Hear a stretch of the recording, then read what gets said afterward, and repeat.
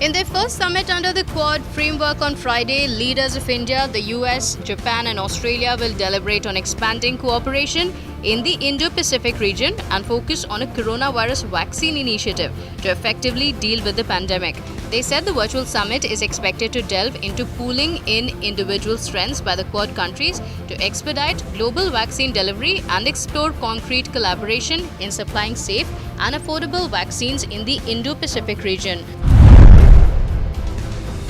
Prime Minister Narendra Modi will inaugurate the curtain raiser activities of Azadi Ka Amrit Mahotsav and flag off a Padyatra from Sabarmati Ashram at Ahmedabad in Gujarat today. The Mahotsav is a series of events being organized by the government to commemorate the 75th anniversary of India's independence. The doctors treating Bengal Chief Minister Mamata Banerjee for her injuries suffered in Nandigram said that her condition has improved slightly. Banerjee on Thursday said that she hopes to recover soon and may use a wheelchair to campaign for the Bengal polls starting March 27th. Banerjee also appealed to her party cadres to remain calm. BJP leader Suvendu Adhikari will file his nomination papers from Nandigram on Friday. Adhikari, who will be taking on Chief Minister Mamata Banerjee, is expected to be accompanied by Union Ministers Smriti Irani, Dharmendra Pradhan and actor Mithun Chakravarti.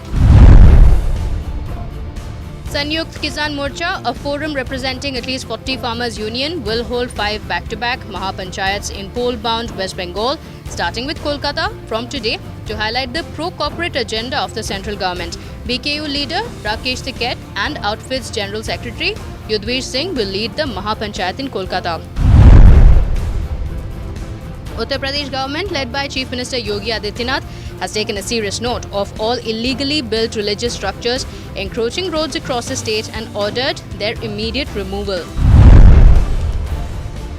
Top officials of the Pakistan government are in panic mode after the United Arab Emirates has demanded its $1 billion back.